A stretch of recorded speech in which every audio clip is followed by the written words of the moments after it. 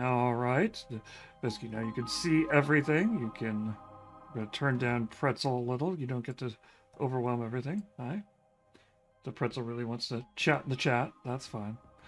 And we are here today with basically 20 and 20 because I forgot to change Mike's name. Hey, Mike, you're playing 20 today. Uh, it's fine. It's fine. Everything is normal.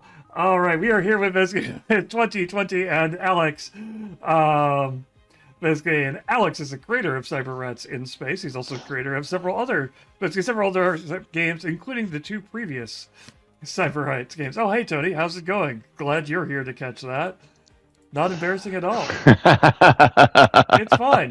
So while I fix that, I'm going to hand this over to Alex to explain to us exactly what Cyberrats in Space is. I love how there's a frog over my face too. I give you your mechs. They're kind of hanging out there. I can move it to the right. There we go. Can hang it over there. Cyberrats in Space is the third and final game in the Cyberrats trilogy. This is a science fiction kind of cyberpunky game that is heavily inspired by the Teenage Mutant Ninja Turtles, the XCOM video games, and Shadowrun. And in the first game, generations ago, aliens came to invade Earth, and you or your ancestors were interns, and you fight off that invasion. But there's a twist to it because there's another megacorp also trying to fight them off. So you have to balance your resources, sabotaging the other megacorp, fighting the aliens, and making sure that it's your team, your company that gets all the credit. Now in Cyberrats in Space, it's generations later. We have lost that original war. The aliens conquered Earth, and a number of generation ships launched out into space, where you have either been born on this generation ship or have been in Cairo sleep for some time. But in any case, you have woken up now. You are in orbit over the interlopers' alien planet, and you are ready to get revenge.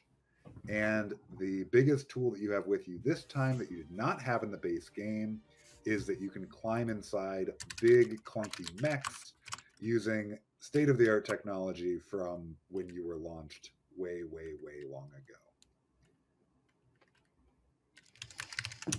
That's the brief synopsis of Cyberrats in Space.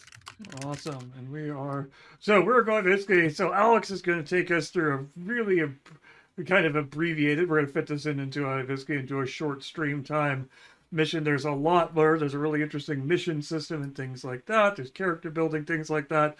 Right now, we're going to jump into the heart of it and let Alex take us through a mission that he has kind of built out to give us basically give us a good feeling for what Cyberrats in Space is like. So go ahead and basically drop us into our mechs and take us away. Great. So I'm going to give you a little bit of context first. And that is, in a normal game of Cyberrats, you would start off, you would still be interns, and I would drop you into a mission with no mech, no tools, no powers, just a gun and the cheapest armor money can buy. After you complete that mission, you get to come home and build out your mech. There's also another thing that I'm changing here, where in a normal game, you would each have two characters that you would get to control. So you would have one character and they both have a mech, but they'd have totally different builds, however you want to play them. And at the start of each game, I would present you with 3 missions and say, which of these missions do you all want to play out and send your primary character on? And it doesn't have to be the same primary character each time. And then I would say, which of these missions do you want to send your secondary character on, which we would resolve with just a big dice pool. And then I would say, in which of these missions do we want to fail? And that structure works because, once again, there are multiple factions at play here. There's the interlopers, the big aliens we're trying to get revenge on. There's the swarm, which is a hive insect planet that is also trying to get revenge on the aliens. So we have to prevent them from defeating them first. And then there's the Space Force, who are sort of a third-party neutral arms dealer sort of faction, peacekeeper faction. And so there are 2 victory meters at play, where if either the interlopers get too strong, they fight you off, or if the swarm gets too strong, they fight you off. So as you're failing these missions, those factions get closer and closer to their victory goals. So you gotta have to manage that. It's a lot of resource management in that phase. But today, we're going to pretend like you all had your intern mission, you all succeeded, you've all built your mech, and in fact, your mechs have probably been on like 2 or 3 missions so far with the amount of stuff you have. So this is early in the campaign, but you are fully competent, fully kitted out. Cyberrats, all of the Cyberrats games, I should say both of the Cyberrats games, come with a complete campaign. And that campaign is meant to be won or lost. The first game you're sort of meant to lose in about 12 games. So we will be going through one of those missions today. So with that, I'm going to, even though you only have 1 character here today, I'm going to present you with 3 missions, and you can decide which of them you want to play out. And then obviously we won't actually roll for the second one, and we won't actually fail the third one, but we'll look at what that structure would look like. So so here are the 3 missions, and you know, depending on, you know, some GMs or some managers, as we call them, because it's very corporate humor in this, would come in and say, okay, I'm going to do the mission briefing and I'll put on a big voice and da-da-da-da-da. I'm just going to give them to you straight here. We have a lot to get through, but there'll be time for fun and games. But here are your 3 missions. Mission 1 is against the interlopers. We would be going against those guys who invaded Earth. And this, on their planet, they have a section of the planet called Earth Sector, where they have built, akin to Las Vegas, they have set up an amusement park of their understanding of Earth out in the deserts. There are casinos, there's an IKEA, there's a water park. And this mission is at the IKEA. It's at Earth Sector IKEA. And this is a briefcase mission, which means they have a valuable thing, a valuable briefcase that they are trying to get from point A to point B, and you want to intercept that briefcase and make sure that you get it before it gets to the hover taxi and gets away. So that is mission 1, briefcase at the IKEA. Okay. Mission 2 is against the Swarm. So this is that other alien faction that's trying to beat up your enemies. These are insectoid people, and you're going to go into their ant tunnels. And you have planted a bomb, and your whole job is to survive until that bomb goes off. So you have endless swarms of ants and beetles and creepy crawlies coming at you, and you just have to survive for a few rounds. I can already tell. There's a couple people in this group who have insect squicks, and I can tell. I can see their hard veto bubbling into the surface. I mean, I'm not hard vetoing that, but I'm not interested either. And the third mission that I will give you is against the Space Force. So this is against the intergalactic peacekeepers. There's no reason to fight these guys except that they have the best loot. They don't have a victory condition. They can't win, but they drop better stuff. And this is a very dangerous mission because they are the scariest people. But they have a VIP that you. So with the briefcase, you're just trying to stop. You don't need the briefcase. You just need to stop it from escaping. The VIP is someone you need to extract alive. And it is a situation where this guy, they're trying to escort him to a place. And if they think you're going to kidnap him, they will kill him. So you have to get this guy out safely. You think he will turn to your side if you can get him out. And this one takes place in a low orbit satellite ring in space. So this would be a low gravity mission, which means that movement would be much faster, be much easier to move. And so this is the 3 missions I will present to you. Which of these are we interested in playing out today? you had me at rating an IKEA, so I'm like, Great. Yeah, I'm feeling IKEA as well. Sounds Okay. amazing. Space So IKEA we'll sounds go great. to Earth Sector Space IKEA, and then IKEA. in a real game, in a normal game of Cyberrats, I would then follow this up, and I would say, which of these missions are we going to send our second? I would say, who's going on this primary mission? Sure. And I'll still ask that question in just a moment. But then I would say, okay, and what's our secondary mission, and who's going on that one?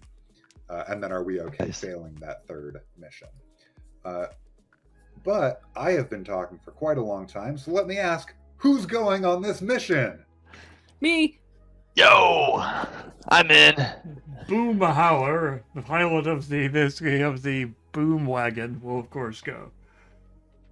Yes, so we have a boom wagon, which is one of the mechs. Do you want to describe the boom wagon, or should I? I mean, I'm looking at a picture of basically. We sadly only have basically some preview art of it that we can't quite show off yet. But I'm looking at things that look like BattleTech met Macross met several dozen Gears of 4 Games Workshop Warhammer 40K mechs, and they all had a very horrible, ugly baby. And basically, it's got so many weapons. It wants to shoot all of them. It has, guns. It has more guns. It has toaster guns. It has laser guns. It has ammo for the guns strapped across itself in ways which are frankly make you question how mechs work. But hey, it's gonna fire them. It's gonna figure out a way. It's here. It's here to blow stuff up. It's not here to figure out or ask hard questions. And it has the robotic equivalent of T-Rex arms. I mean, arms are for, maybe occasionally you want to pick up somebody, Or maybe that's how I get into the cockpit. It reaches down and picks me up, boop, puts me, very gently puts me in this little tiny cockpit, and then all the weapons arm up.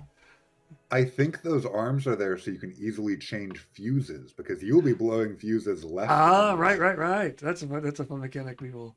In fact, you have See, a arms are bandolier of important. fuses across Arms your, are Boom Howard. your shoulder. It's All right, that's who's big next? talk coming from the frog. I guess I'll go next. I am playing Kermie, who pilots the frog. And tell me Nice. about the frog. Which you can see the picture of right here next to my face. That is the frog mech. It literally looks like a frog. Are you hopping around? I love all the mechs equally, but the frog is my favorite.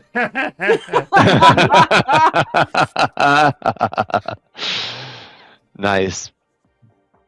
And what's the frog's deal? Oh, the frog is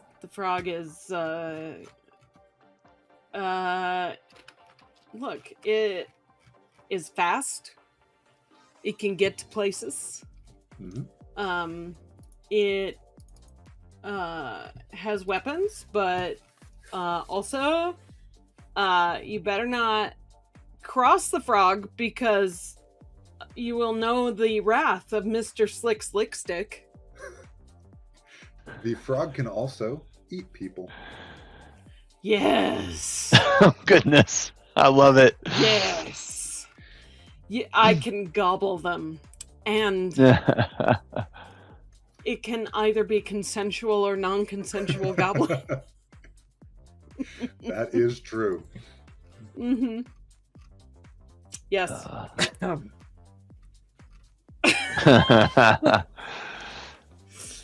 Anyway, yeah. All right. Kermie. That's me. Excellent. And Mike, who do you have here? All right, I am playing Undertow, the Beatbox. So the Beatbox is basically a giant karaoke machine. It looks, I mean, you can see the icon below me, but it looks like everybody's 1980s boombox. It's like it's on your shoulders, except it is your shoulders. I don't know what I love more, the speakers everywhere, or the fact that I have like Rainbow Claw on one hand and a massive like DJ setup on the other arm. So I can spin discs and play tunes. Apparently, I have a cassette player right there in the middle of my face, which is cool.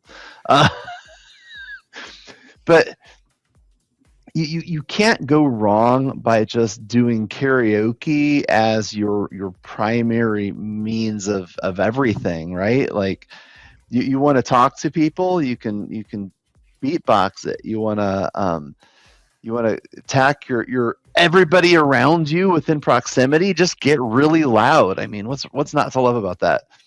Flashing lights, loud noises. Sign me up. Excellent. Loud Yeah. noises, it So looks. that is the cast that we have here today. And so, like I said, none of you have played Cyberrats before, so I will be teaching the game as we go here. Perfect. But basically, what I have set up here, there's a secret Roll20 page that our viewers cannot see. But this is just a very rough drawing of what I've done. So the way Cyberrats works is this is on a zone system. All of you are at the entrance to the IKEA here, so you are close to each other. Everyone in the same zone as you is close. If you are in an adjacent zone, you are near. And if you are 2 zones away, you are far. Anything further away than that, it basically doesn't exist. Very rarely you'll have an ability that says like an enemy you can see, and that is as far as you can see. But for the most part here, close, near, far. And in true IKEA fashion, it's a maze. Yes. So the thing about IKEA is that, yes, there are walls here. And one of the cool things that Cyberrats does is that at the end of every enemy phase, so the way this works is each of you will get to take your turns in whatever order you want. After each of you have gone, I get to go, and I get to do the enemy phase, where I get to activate 4 enemies, 1 for each of you, plus 1 bonus one. And at the end of the enemy phase, the environment will change in some way. And I'll tell you the first way it's going to change is these shortcuts in here are going to move around. Oh boy. So I love it it'll so be much. different change every round, but the environment will constantly be changing. This battlefield is going to look very different. The blue lines that you can see, these thin blue lines, are the zone markers. You can cleanly walk through them, target through them, whatever. The thicker pink lines that I have drawn, those are walls. You're still within you're still near, you're still far. You can attack through them, whatever, but you cannot move through them. They will block movement there. And then finally, we have this little briefcase you can all see over here.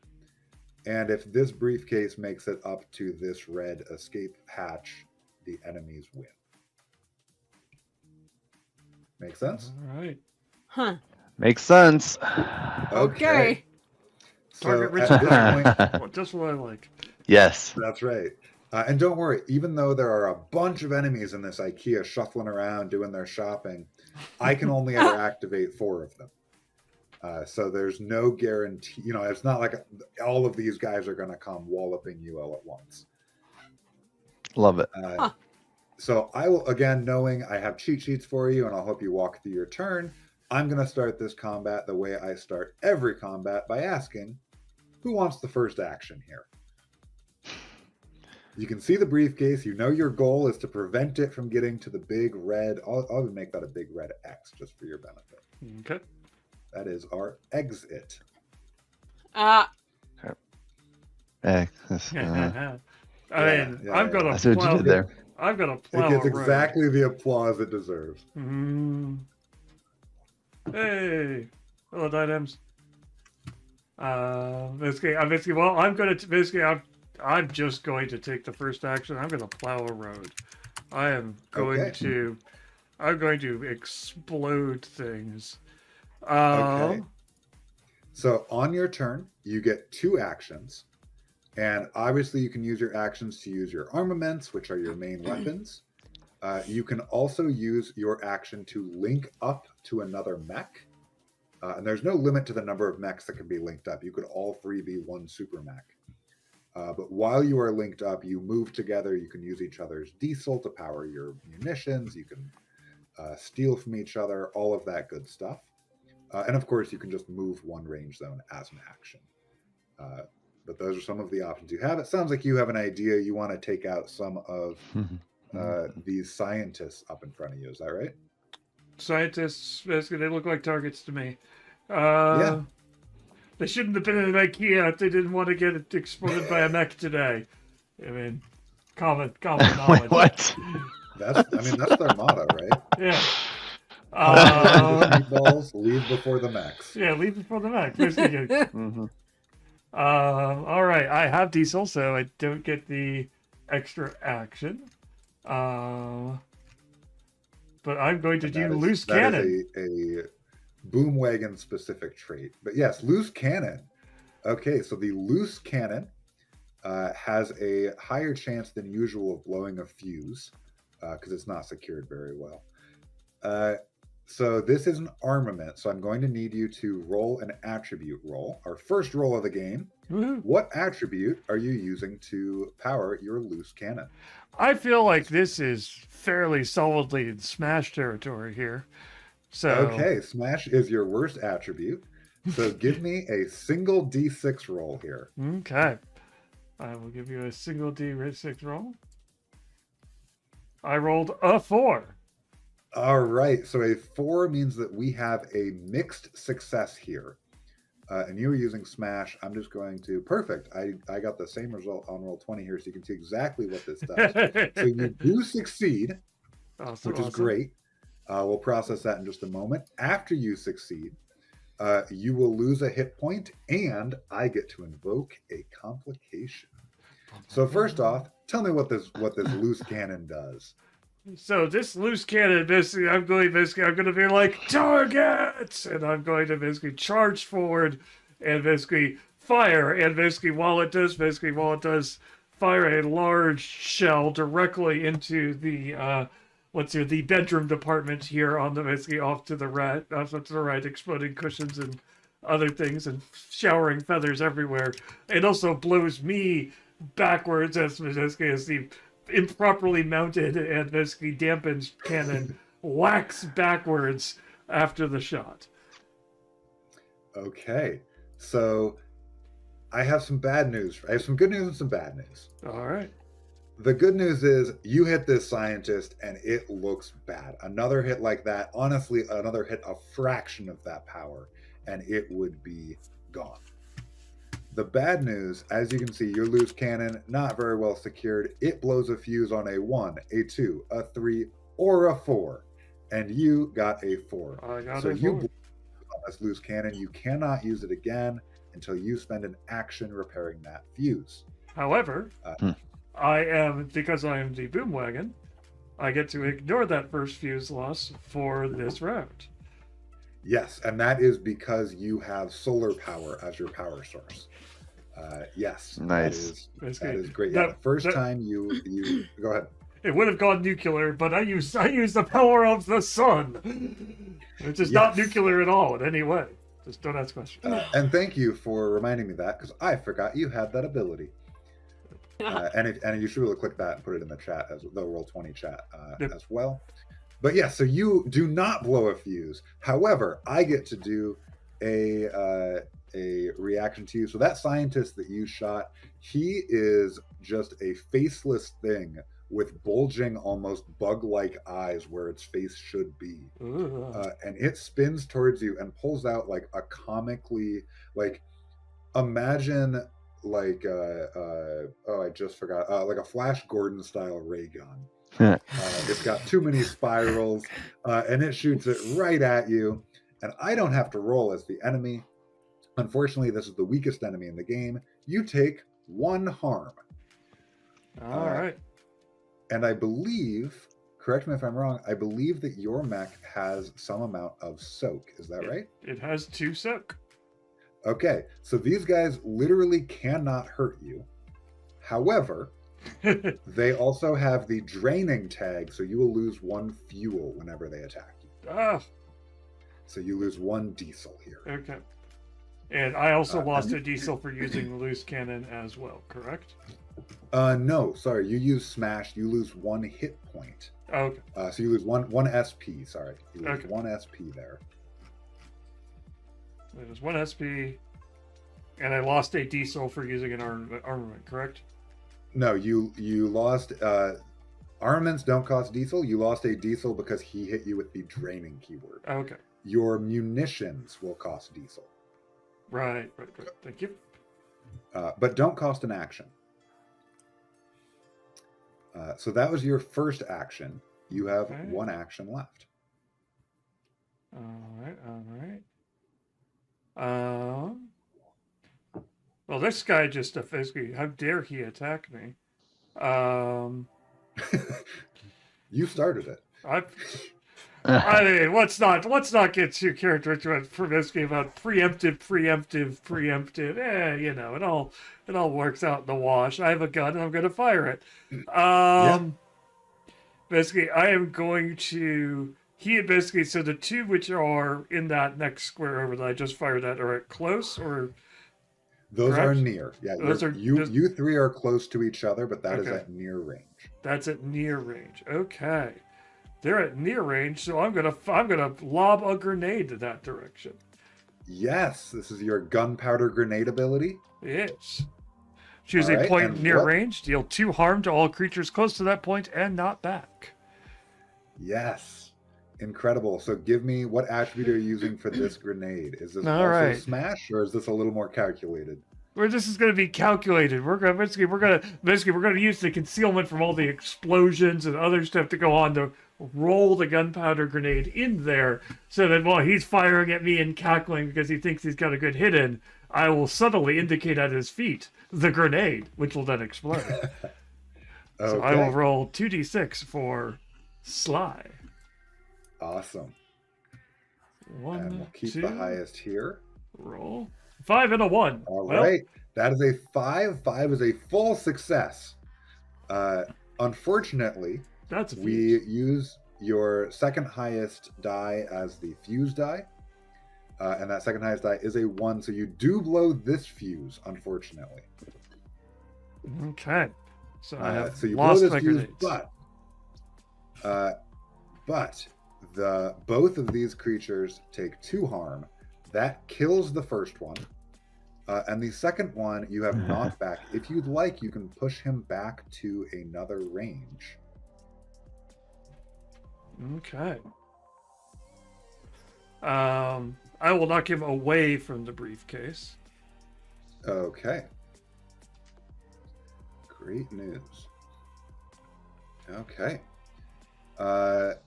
Yeah, and he takes 2 harm. And you understand that another hit like that would take him out. Now, that is both of your actions. Okay. So unless you would like to use a munition, I think you are done. I am done. Okay. And yeah, so so these 4 guys up here where you just launched him, they're all close to each other now.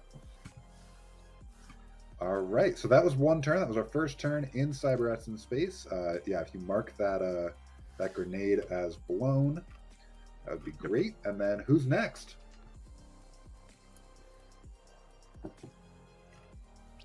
Do you want to hit it 20? Or Or do you want me to go in first so I don't hurt you? Well, I mean, yes, and also like I'm learning. Trust issues. Also, I'm having trouble reading the character sheet, so Oh no. Okay. Just is it not rendering right, or are you having problems with it? well, I don't know if this is like buggy or if it's just the color it is, but I can't read the words very well. I have to like highlight the text to read it. Are you on Firefox? No, I'm on Chrome. Interesting. If you scroll up, this is like the mech section. Is that right? Yeah. Yep. If you scroll up above it, I think everything should be duplicated above that section. Under where it says loadout, I think all the same information should be there except for the tug and the stompy legs. Okay. That helps. Thank you. Yeah. I'll look into that.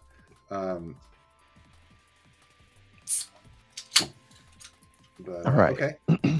So Mike was gonna take it away here. Yeah, I guess I will. So the problem is that I am now I can only move to the next zone, right? That's right. So I will spend one of my 2 actions moving to the next zone, but now I am 1 zone away from everybody. Yep, you are near from And- everyone. Near, but not close. You found yourself in the Okay. furniture section. Bedding, Uh-huh. mattresses. Yes, lamps and mattresses, couches abound. Then from here, can I use my sonic beam to target this guy here with the briefcase? Yeah. Absolutely. Fantastic. Yeah. So what attribute are you using to target this guy? Oh, that's a great question. Which attribute? It'll be on the top right, just under your mech portrait. Yeah. So my attributes are Smash, Sly, and Cyber. That's right. And so I guess I will use Cyber. Okay. So Cyber, you have a 1 in, is that right? I have a 3 in Cyber. Oh, I must be looking at the wrong person. All right. No, I'm looking at the wrong person. I have somehow ended up with the boom wagon. So 1 second. Let's try this again. Hands off my Mech. I didn't mean to. There we go. Try this again. Hey, there we go. Yeah, I'll do Sly. Why not? Let's do Sly. All right. So give me that 3d6 roll here. We'll keep the highest. 3d6. So Basically the character, basically the characters in UI and things like that we are using for basically in the background for Roll20 is basically a very rough crew drawing, so we're not showing that off on stream. But basically you can see the mechs and the dice rolling will happen here, so you can see the excitement as Mike manages to roll an incredibly average roll on 3d6, back above a 3. Pretty sure that's below average. It's average for me, maybe. So the good news is on that 2 or that 3 here. So your highest die was a 3, so that is a mixed success. And then we look at your second highest die, which was also a 3, so you do not blow a fuse, so that is good. And you do get a mixed success. So let's resolve that first. You do this sonic beam. You're doing it at the guy right next to the briefcase. Is that right? Yes. All right. Bam. He dies. He disintegrates in an overwhelming spiral of sonic noise. Exactly. Hi. So glad I'm behind that. But because you use Sly, because that is a mixed success, you will become painted. And painted means that the next time they attack you, you'll take 1 extra damage. And it also means they're going to attack you first. You've become a target. And then I get to activate a guy. And this scientist right here, the one that has already been shot, is going to... Oh, he can't do that. That's so sad. He wanted to use his probe ability on you. But you are not close to him. You cannot probe you. Keep that away. Please, no probing. Not in the IKEA. But this guy, Hmm. his friend is going to run in here, clearly headed towards the briefcase. Now, that was your second action. Do you have any munitions you want to use? Because again, munitions do not cost actions. Oh right. I had not thought of that. Munitions.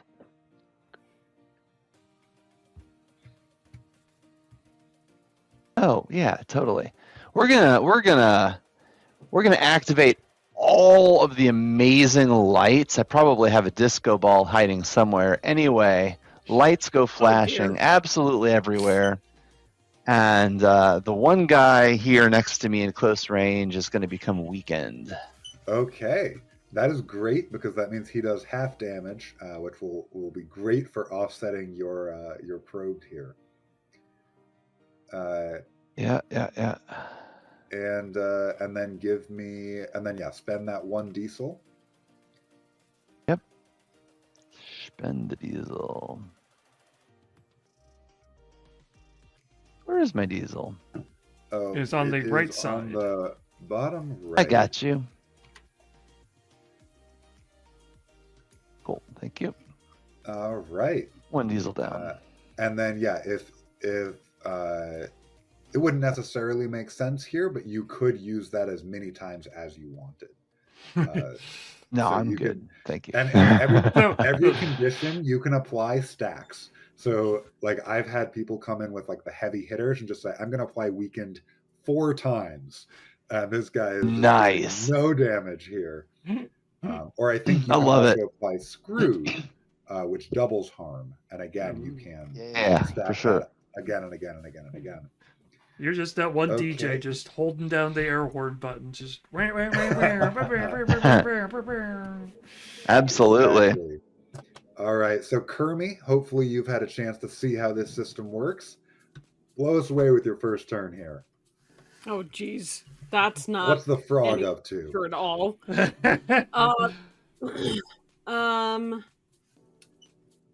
Okay, where's my cheat sheet? Over here.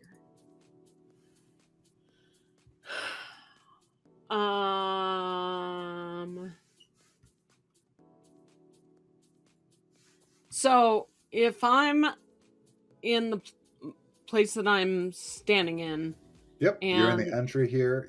There's no one close to you. Okay, that's what I was checking for. Thank you. The boom wagon is close to you. Just Boom me and my Howler is exploded. close. Are you no enemies are close. Yes. I'm more worried about enemies. I'm not looking to attack my my compatriots. Yeah. Yes. We haven't reached that point yet. Right. Yeah. Friendly fire is not my primary goal. Excellent. Your companions love to hear that. Yeah. I'm trying to engender a similar response from a certain Michael. I have a rep. Okay, I'm not close.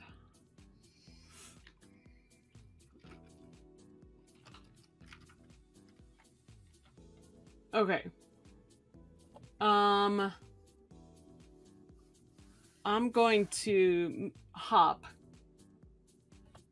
over. Okay, so with hop, you can move 2 range bands as one action. Yes. I'm going to hop over to the briefcase and pick it up. Okay, love it.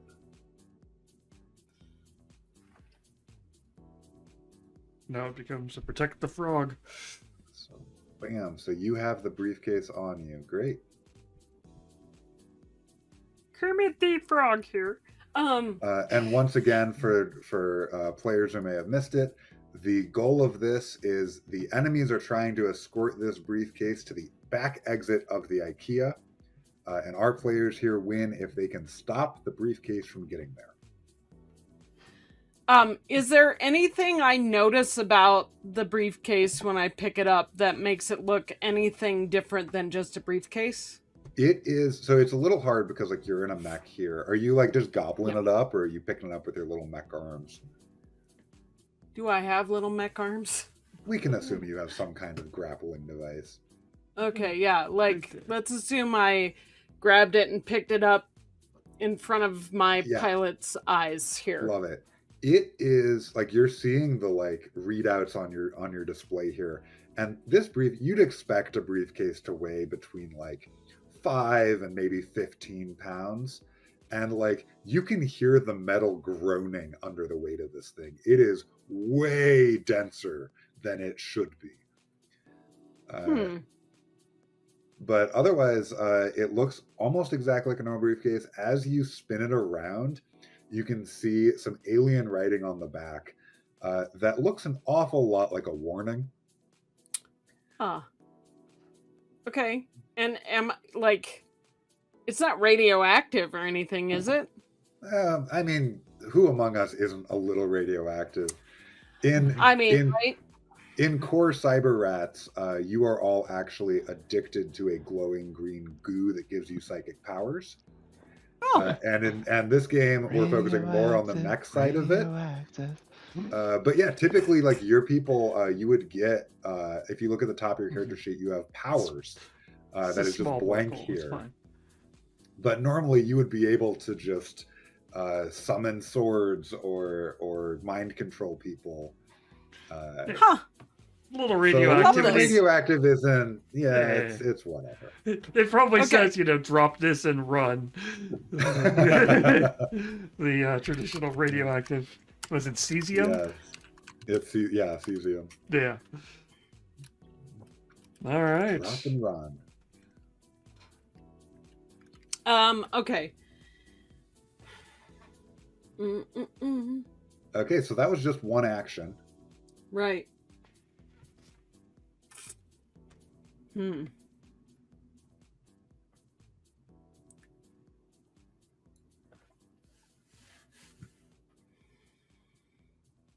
Right, there's a guy next to the disco ball you can possibly shoot at. Or you could attempt to head deeper into the IKEA. A way to shoot it. I mean,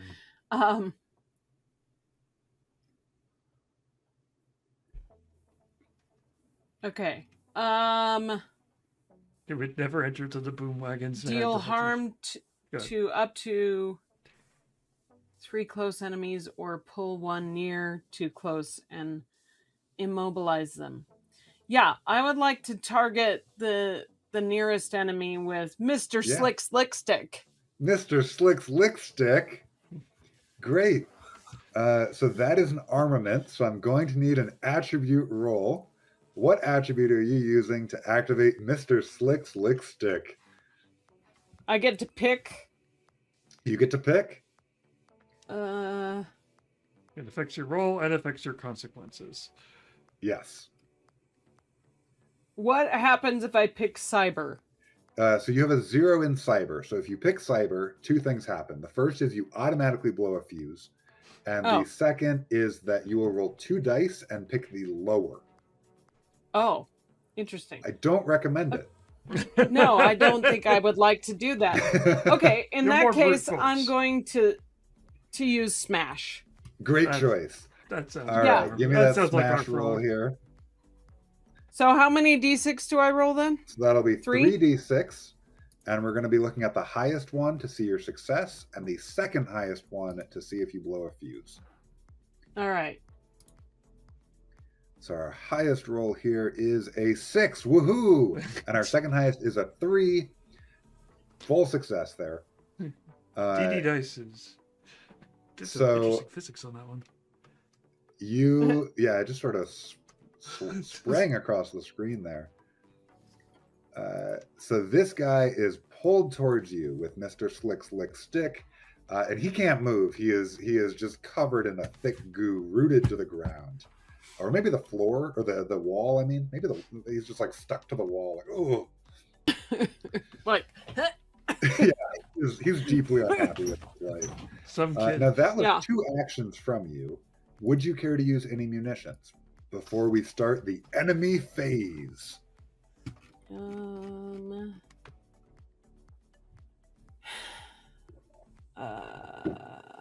No. Okay. This guy, so now I get to act. So the enemy phase, a few things happen. And the first thing that happens is that I get to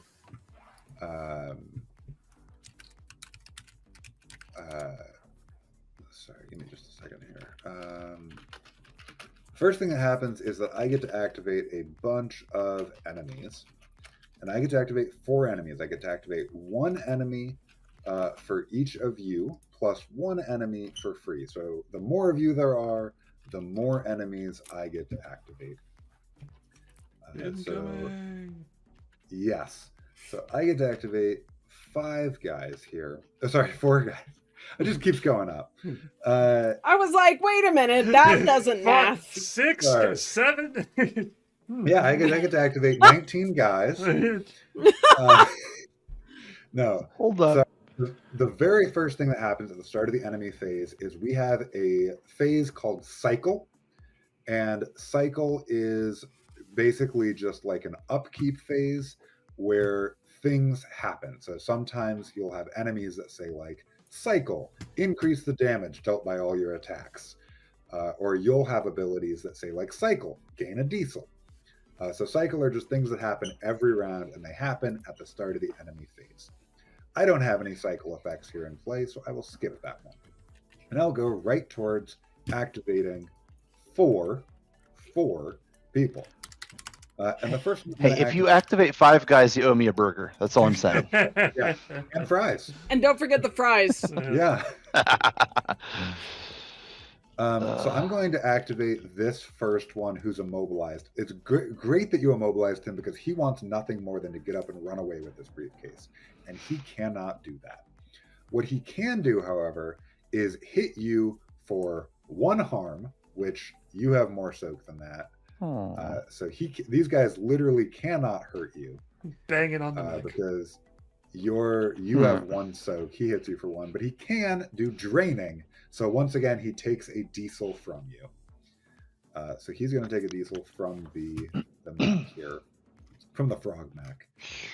And then these 2 scientists are going to come. Oh, and actually, yeah, and he was weakened anyway, so you wouldn't have even taken any damage, even if he could hit you. Now, Mike, you are painted. So when this engineer hits you for 1, he actually hits you for 2. Does that make a difference? How much soak do you have? I have soak 4. No, I do not have soak 4. I have soak. That was because I was looking at the wrong character sheet. This inflation. No, I have soak 5 actually. Soak 5. I have all kinds of soak. This guy hits you for 2 harm. You don't even know. It doesn't even scratch the paint. He's shooting his tiny little thing at you, but they're both going to hit you, so you're going to lose another 2 diesel because both of these guys are going pew pew pew. No. Okay. And then finally, I am going to activate this guy. And this guy is a creep. So the guys we've been fighting so far, these are like faceless alien scientists. They've got the big bulbous heads, no face, big eyes, just big black bulbous eyes. These guys here, these are cuddaloids. And they are a little more underwater looking. They're somewhere between like an insect and an octopus. They have tentacles and arms coming out of places where tentacles and arms should not be coming out of. They have pinchers and beaks and chitinous shells. They ooze when they walk. It's really distressing. And he is going to reach out with those same caustic tentacles, and they're going to slap wetly against your mech. And he is going to pull you close to him. Aww. And he says something that roughly translates to Papa wants a hug.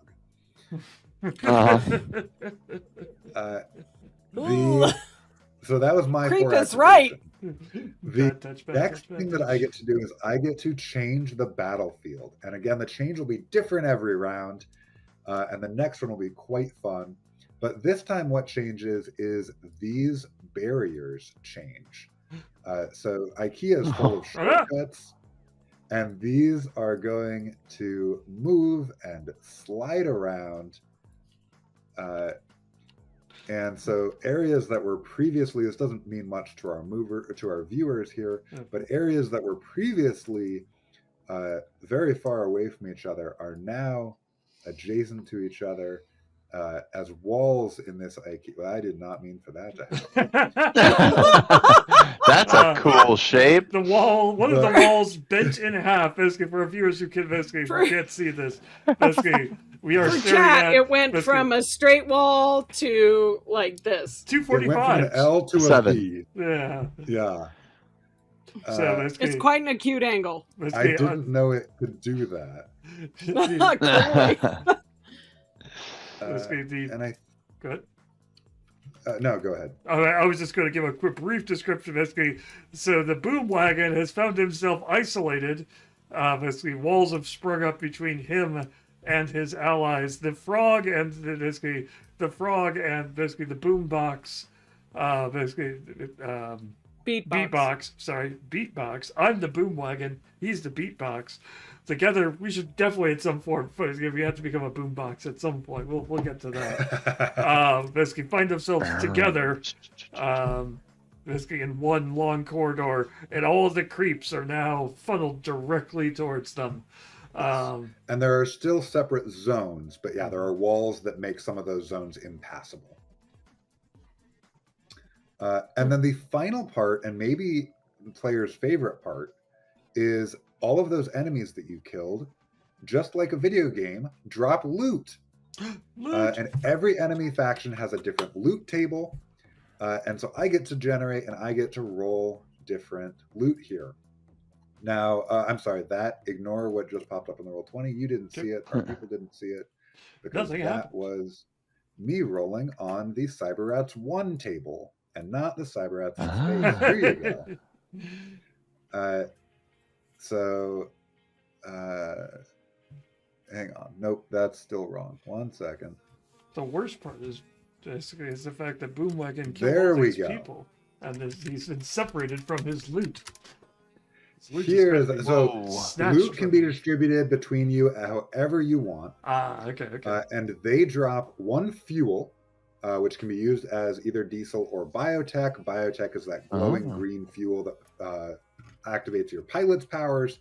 You don't have any. We're skipping over that. This is a demo of Cyberrats in space. It's all mechs, baby. Woo! So it's 1 diesel and then 1 health, which again, you could give to your pilot. There's no need. Your pilot is surrounded in a big chunk of metal. Take that as SP, take that as structure points, and put that right into your mech. So who wants that diesel and who wants that SP? All right. Am I the only one who's actually taken SP damage? Oh, and I'm so sorry. Yep. I should mention this. There's no limit to these numbers. They can go up as high as you want. All right. I was just going to ask, can you accrue past your beginning amount? Yep. Oh yeah, you can have 800 SP. I had a playtest a few weeks ago where one of the players had, I think, 40 diesel starting the game with. Nice. They were like, this is just what I do. They optimized for it. Nice. That's amazing. They said, Alex, did I break your game? I said, that's not possible. It's not that kind of game. That's what we like to hear. All right, so you guys are in the thick of it. Good. To answer your question, Mark, I have not taken any SP damage, but I am down 1 diesel. Well, you're in the thick of it, so you've got the briefcase. So you taking basically you are the beatbox taking the loot makes sense since you're in the thick of it. Whereas I'm now sheltered in I'm fighting the grocery. All the carts have all ranged up against me, and I'm having to fight my way past them. I'll be there in a second. Hang on. Yeah, I'm down a bunch of diesel. If you don't mind me taking the diesel, you can have the SP, and we'll. I mean, you two can. Yep. No, I don't. Does that work? 20? I mean, sure, I'll take the SP. You can go up on the SP. You can go up to 2. Right. Yeah. Perfect. I'm about to blow some diesel, I think. Yeah, you start with only 1 SP, which is very scary, especially if you're rolling Smash. But you can spend diesel instead of SP, so that makes you that makes you a little more survivable. Exactly. Okay, so that is. Oh, and then the final step of the enemy phase, which is stylized in all caps, is that we clear conditions. So every condition that was not applied just now gets cleared. So this guy who was stuck to the wall and immobilized, he can run again. Uh-huh. Okay. And he's no longer weakened, and you're no longer painted, and all that jazz. So every condition wears off, and now it is the top of round 2, which means it's back to the players, and you can act in any order, just like before. It can be the same order, a new order, however you want to roll it. It's up to you. I will let you guys go first because after I finish moving, I generally just explode lots of things. So the more free targets I have, the better. Do we have a goal with the briefcase if we are in control of it? If that's a great question. Yeah, if you get it here, I will add an entrance over here. If you get it to here, I'll say that it is fully secured. Nice. Well, then I vote that the briefcase holder goes first. With it there. If you end the round with it there, it's yours. Nice. All right. Go, 20. Go. You got this. Okay, in that case, I would like to hop all the way to the left by that other homie.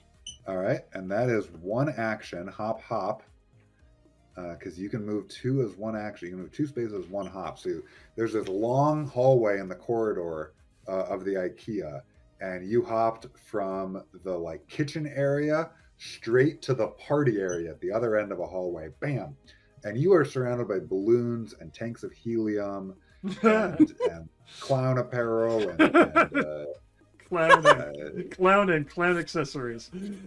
Yeah, well, you've got party poppers and birthday hats and circus music in the background. There's circus music. They only sort of understand what a birthday party is, so there's some things that are not quite right. It's there's something that has the texture of a piñata, but it's in the shape of a rattlesnake, and you're like, I don't really know if that would work. Yeah. Okay.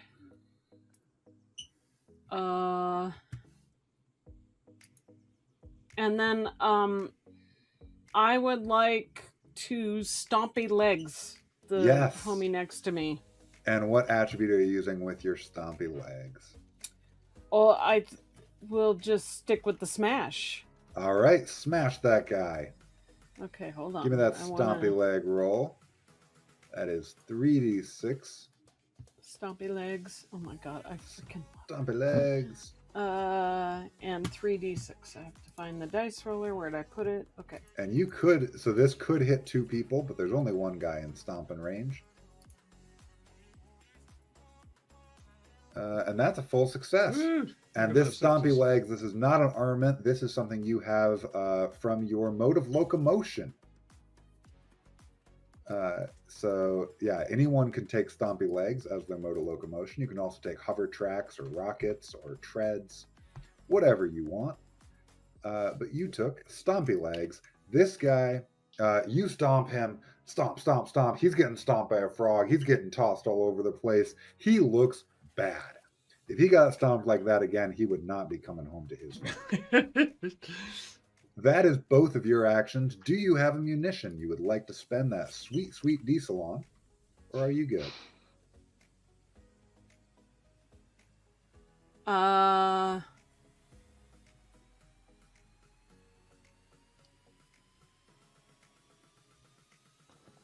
see you eyeing belly flop.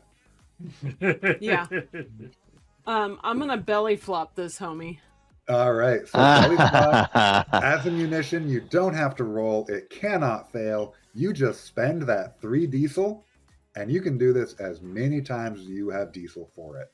But you spend this 3 diesel, and belly flop, your frog jumps into the air and just plops onto the ground, this metallic thunk reverberating out. And belly flop is great because it does only 1 damage, but it does true harm. Which means if these guys have any soak that are just softening up these blows, it bypasses it. And this guy only has Nice. 1 hit point left. So that 1 true harm that you did to every single close enemy was enough to finish this poor sucker off. That sounds And like now a Kermie will let the other 2 pilots know that Kermie is now out of fuel. You have to come help me. Dope. It sounds really loud in that room. I'm hearing a lot of squeaking. You shouldn't be hearing any squeaking anymore. No, that's good. Maybe That's good. just some wet squelching. Well, you're in the cloud section, so I'm expecting that you're getting this clown shoes, basically, like bike I mean, there might be some. I feel like I should mention that there is a mech that is just a clown. Oh my god. It's called the Juggler, and it's a tank because everyone hates it. And if I'd known that was the audience, I would have brought one of those. Who's next? Who's next? I guess I'll take on something. So it looks like I've got one guy here that's technically in near range. I think he's like right on the line, and one guy in close range to me. Yeah, here, I'll make these. So yeah, you've got this guy up here. He can be, where would you rather him be? Close or near? I mean, if he's in close range, that works real well for me. You got it. He's in close. He trips He the was Perfect. on the forward. line. Yeah. The fool. All right. We are going to spend 2 diesel to Screech. All right. Tell me what Screech does. So the speakers rev up, and then they all Friendly get fire screwed. RIRL. Glad I turned down your mic. They'll get screwed, taking double harm. And we're going to follow that up by blasting the stereo to deal 2 harm to all close creatures. Maybe a little metal music coming out of there. Oh, nice. And your stereo is an armament, so I'm going to need a dice roll for that. Screech, of course, is automatic. And like I said, And so- Screwed does stack. You could apply Screwed 2, 3, 4 times. It gets crazy. I was Nice. running a streamed game last weekend where I think I had an enemy that was doing 50 damage. I thought it was a player, but no, it was an enemy. Wow. It's very scary. They were fine. Need that torso anyway. Yeah, exactly. And I'm sorry, did we get a dice roll there? Nope. So you need I'm going to do Sly again. So that's 3 dice. Yeah. Okay, yeah, let's see it. Yeah, baby. All right. That is a 6 and a 3 is the 2 highest. So that armament does not blow, and that stereo happens. And what does that stereo do? What does it sound like? Tell it to me. Removes headphones. It's like being next door to a German And what's rock the effect concert. of it? The effect is because of the screwed, everybody in close range takes 4 harm. That's right. They would all take 2. It is doubled to 4, and that is enough to drop both of these nasty, oozy, tentacly people. So that is 2 Goodbye, more drops balls. that I will be generating. Now, if I'm not wrong, Mike, that was just 1 single action from you. That was 1 single action. So I'm going to do my move over here and follow Kermie. And I believe that movement allows me to regain a diesel. Oh, yes. And that is because you have as your... A shit ton of A's. Yes, your power source is a shit ton of double A's. Can I say shit ton on this stream? You just did. I think we're good. Yeah. So yes, because you are, again, Boom. Every mech can choose a one way of locomotion, such as our stompy legs on our frog, 1 power source, such as a shit ton of double A's, 1 shoulder mount, We don't have any shoulder mounts here, and one undercarriage mount, which can be something like exposed wiring, or it can be a floating sensor bar. Pick your poison. But they all do different things. And that was 2 actions. You get that diesel back. And I think that makes it Mark's turn. It does. It does. I am going to basically, upset by these walls that are basically have slid into place, denying me my valuable kills. I'm going to angrily stomp 1 zone. Mm-hmm. And then a 2nd zone. And then I am going to, let's go ahead and preemptively blow a different fuse. Oops. We'll use my ammunition. We'll use Tactical Power Surge. Okay. Blow a fuse. The next armament you activate this turn targets 2 additional creatures. And sorry, you told me what fuse you were blowing, right? I am going to blow the basically gunpowder is already gone. So we will go with this guy, those guys, that guy's far, and that guy is far. So we'll go with the loose cannon. We'll get its fuse. Before you do this, I do hate to rain on your parade. Sure. But unless you, I don't think you have enough actions to use unless you started with no diesel, I think you're out of actions. Oh, you're right. Because, musician doesn't cost an action. No, but the armament that would activate would. Okay. The double move is 2 movement. Right. Right. Got it. You're correct. So I will just stand here basically and I guess I can. You probably don't want to blow that fuse. No, I will probably not blow that fuse, and I will instead basically prepare for combat. And I will keep fuses unblown. All right, sounds good to me. And that is 1, 2, 3 of you, which means it's time for everyone's favorite part. It's another enemy phase. Wait. Yes. First off, I would do any cycle effects, which are either horrifying or fun, depending on what mechs you have at table. There is one mech that just hands out cycle effects of every cycle you gain a diesel, and they can just stack it up on every person. We have a support mech like that. We have mechs that just gain diesel every round. There's also a power that I almost gave to one of you where you can pick an enemy and that enemy gains a new stack of screwed every round. Nice. Which is really bad. Okay, then I get to activate my 4 guys. And I am going to start by activating this guy, our Cuddleoid, who is right next. Actually, let's be smart about this, Alex. I'm going to be really mean. Oh, no. Oh, no, I can't because there's walls. I can only be a little mean.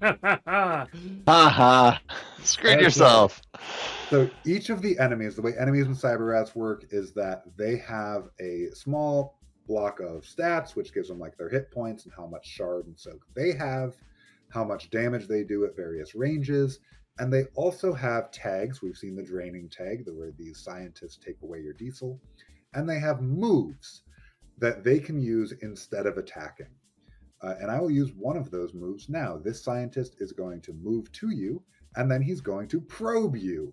And that applies 1 stack of screwed. I was going to apply more, but these other guys can't get near you, unfortunately. Sir, this is an IKEA. This scientist, that was 1 activation. This scientist is going to use his activation. He has he's going to move, and he has a power called Give Orders, where he allows this guy to take an action. And his action is move. Then this guy is going to activate. He's going to move and probe you. Take another stack of screwed. Don't worry, you'll be fine. You really will be fine. This will show off one of my favorite mechanics here. And then for my 4th and final activation, I'm going to activate this Cuddleoid. And this Cuddleoid is going to move to here because he actually does more damage at near range. And then he is going to hit you for 3 harm, which, because you're screwed twice, would become 6, would become 12 harm coming at you. Which is a horrifying amount, because how much SP do you have? I have currently 11. With 2 soak. Except you have 2 soak and you have 1 shard. Is that right? Correct.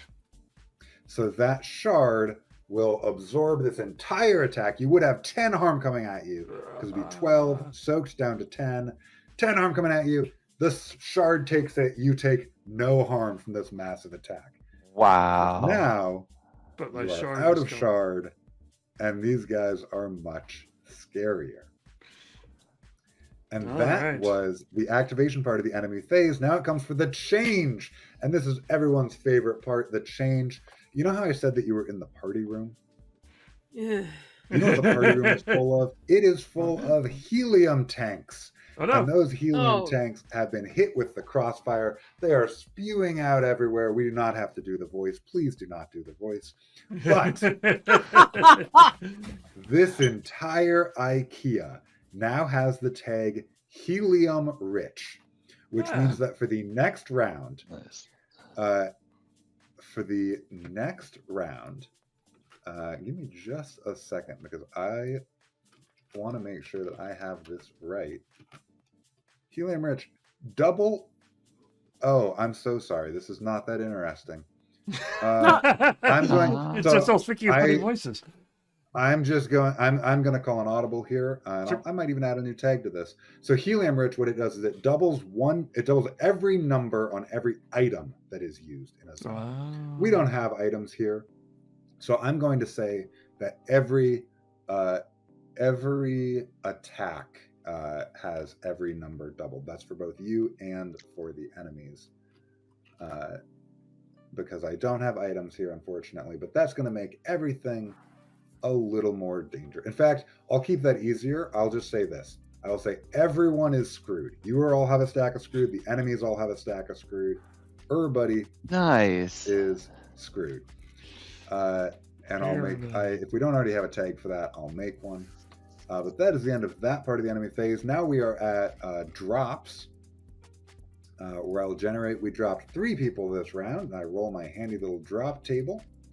And that tells me that we get 2 fuel and 1 health. Who wants it? I mean, Can I have some fuel, please? Yes, you take the fuel. All the fuel. Okay, and then we have 1 health, 1 SP. Hey, big boy, why don't you take that? I'll take that since I found Boomer. myself in the center of stuff. Oh. Did you just call him okay, Okay, boomer, boomer. me? Did you just okay boomer me? And I'll have you banned from this IKEA. and then speak to your everyone manager. would clear their conditions Okay, now. Chad. And just to give a little more context, other things that the enemies could drop in addition to fuel and health, which we've seen, they could drop construction pieces, which would be used for the base building part of this game, which we'll talk about in downtime. Or they could drop alien weapons. The same weapons they've been using against you, you could just pick up and use right back against them. Uh-huh. But this time they convenient. just drop fuel and health. Now we are, I believe this mission is about to end. We have the briefcase. We are right next to the thing. If I hadn't gotten so focused on doing all that damage, I would have had the Cuddaloid start pulling you away from the exit. But I got distracted. So I acted as a distraction. I've done my job. top of the round, who wants it? I mean, we give it to the frog and the frog Jeremy. leaves. Yeah, Get out of here. frog leaves. The frog hits the exit. Come on, guys! I mean, we could blow stuff up. But, Feel free to blow it up behind me as I leave the building.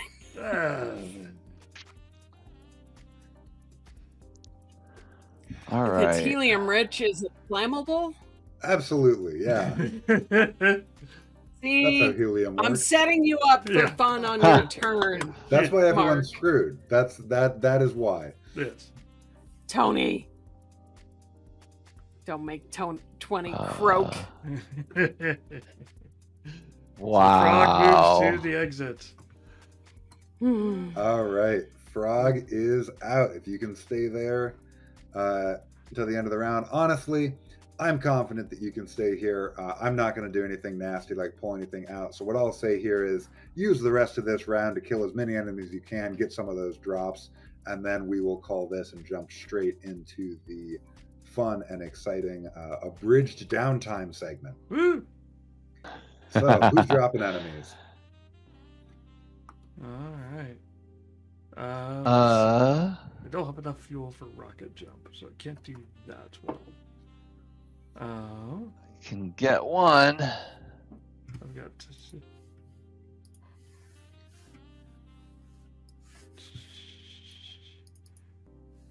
My gunpowder grenade is basically my gunpowder grenade is currently blown, so I have to spend an action repairing that fuse. All right. Here, So can I go first then? Go for it. Go for it. I got a plan. take it Okay, away. so I'm going to go ahead and use a sonic beam at this guy just to the north of me. Yep. Sonic beam. That's that a is single action. Devastating attack. Yep. It's I mean, we're basically focusing the sound waves, And you know I'm going to make probably you roll. doing some sort of a major bass drop there. Yeah, Yeah. so I have to roll for that. Yeah. Drop the beat. That's right. And if this hits, it will drop that guy. These cuddaloids, they're not strong. They're gross, but they're not strong. Glad that 6 showed up because that 1 and that 2 weren't great. All right, so that is a full success. We got a 6-1-2, so the fuse does not even blow. The more that you upgrade these weapons, because every armament can be upgraded and given Yeah. more tags and more things it can do, the Yeah. more you upgrade it, the higher chance of that fuse blowing is. You Nice. have a nice unupgraded one. You hit this guy with this sonic boom, and he is absolutely blown away. Even with his one measly soak, he is just devastated. And that was your first action. It was. For my second action, I'm going to move over here next to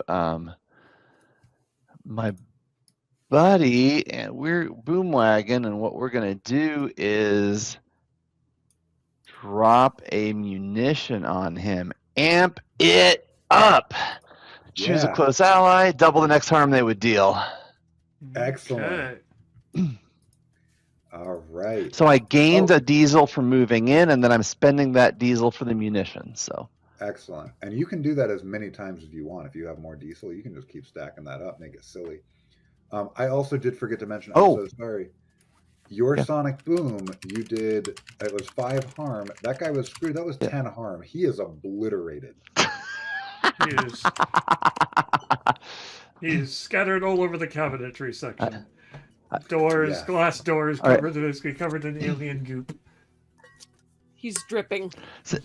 Since we're wrapping this No, up, the I'm going to go ahead and comics- spend 2 more diesel.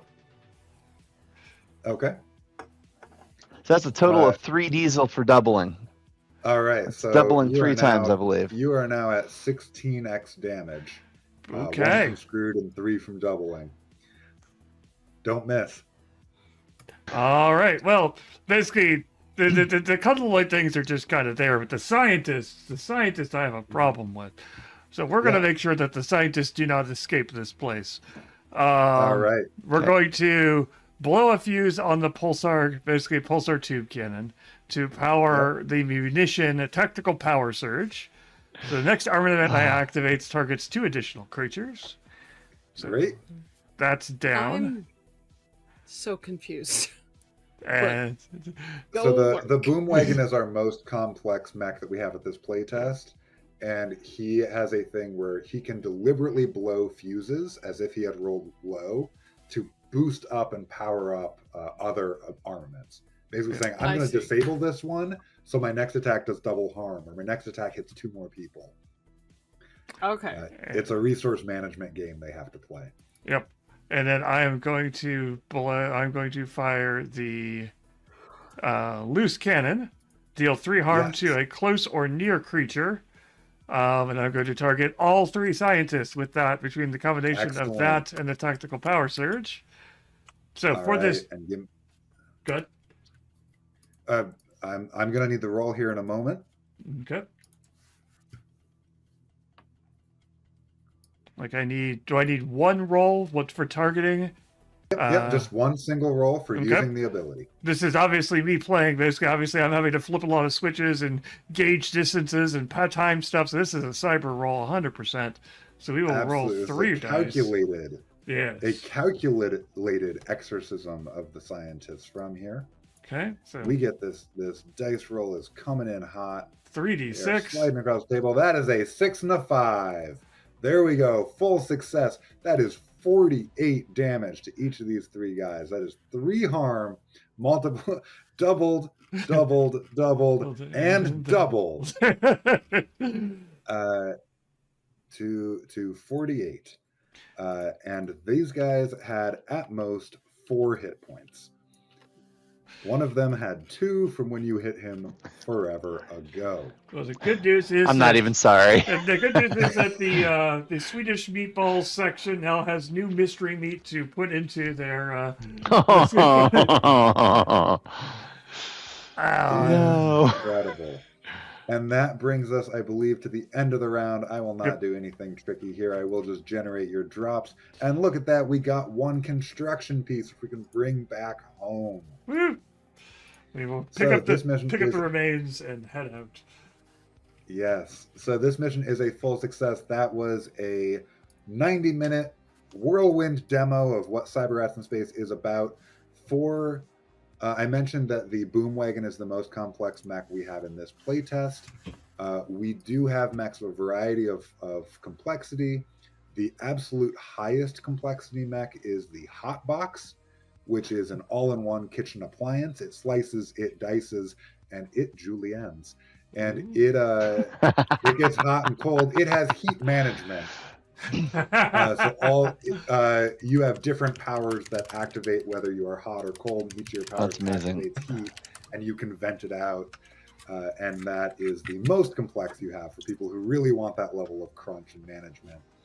But then we have simpler mechs like the Frog, that's just get up and eat people, or other mechs that are completely. I cannot think of a single other mech that we have right now. I have a question. Yeah, go ahead. What was in the briefcase?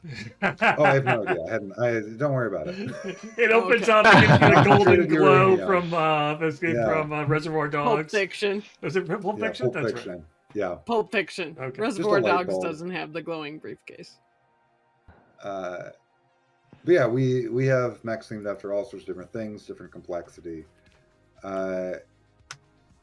And let's see. Yeah, so you got the briefcase, you're able to come in. And like if we were doing like a full mission here, like if we're doing a full campaign, I might say, oh, since you recovered the briefcase, I'll give you some extra bonus, some extra resource you can use on your base upgrade. But that is the mission phase. So Cyberrats takes place over, it's a strong cycle of play system. And what that cycle of play looks like is we have the mission briefing, where I present you 3 missions. We have loadout, where you pick who's going on the missions, what mechs they're taking. You can unlock other mechs throughout the game as well, so you might have like a spare that anyone could take. And then we play out our primary mission. Right now, we would come home, we would roll for our secondary mission. We would say, okay, who went on that? What kind of mechs do they have? How powerful are they? We build up a big dice pool, and then we would roll it just like any other. On a 5 or 6, it's a full success. Anything less than that, we have to start either injuring pilots who went on that mission or killing them. If any of you had been injured, you would have to go and spend time at the med bay. If your mech had been injured, you have to send it to the repair bay, and so on and so on. That's called the performance review, where I give you money. I'd say, hey, you all completed this mission. If you defeated at least 1 enemy, you get 1 scrap, which you can use to upgrade your mech. If you survived, you get 1 scrap. And if you won, you get an extra D6 of scrap. So you would all roll for your scrap. And then I would say, okay, how do people want to spend their scrap? And if you're wondering, like, what can you spend your scrap on? Whole bunch of stuff. Again, you might have to repair your body or your mech at the clinic or repair bay. It's not free to heal. You can also buy down. I mentioned that the enemies have victory meters and threat meters. that say how close they are to winning or how close they are or how dangerous they are. You can buy those down.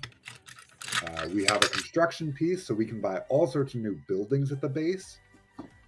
And those base buildings can unlock new features and new mechanics so that you're not overwhelmed by everything at the front. You can say, hey, I want to start dropping flags that affect the zone that they are dropped in. Let's unlock that mechanic. Or I want to unlock drones and have a little pet drone that flies around. It gives me passive benefits. Nice. You can unlock those rooms, or even just I want more items or what have you. And there's 100 other ways you can spend that money. You can buy new armaments, new munitions for your mechs. You can upgrade what you have. You can make your attributes better. But that is how you can spend your money. I'll go over downtime in just a bit, but are there any questions? I've been talking for endlessly here. Okay. No. So I just want to talk briefly about what downtime looks like. So after a mission, we get downtime. And this is where we would take turns asking each other questions. I would say, 20, how does Kermie relax after this mission? Kermie goes and has a session in the sauna and the hot tub to let the tension seep out of their body. Incredible. So we would go around asking questions like this, and then there's a ritual that I really like where we would pass the downtime dice, where each of us in turn would say, I have a downtime die, and I nominate Mark because that was just an incredible final turn here. I'm going to give my downtime die to Mark. And you would note that on your character sheet, and at any time on the next mission, you could spend that downtime die whenever you want. You're like, this is an important roll. I can't afford to get a 1 here. I'm going to add that extra die to that roll. We would also reset all of our resources, our HP, our diesel, and then everyone would get a downtime action. So 20, you mentioned that Kermie's hanging out at the sauna. You could say that's just flavor, or we have actions like go to the gym where you can like try and improve your things. We have stargazing where you can relax. So you can actually do these actions that also have a mechanical benefit. And everyone gets to do one of these actions as well. And I'm just looking here. We have things like roommate duty, where you do the dishes to keep your roommate relationship happy. Spending time with a friend. Spending time with a friend lets you start the next mission linked up together. We didn't get into it in this playtest here, in this demo here, but you can link your mechs together as an action.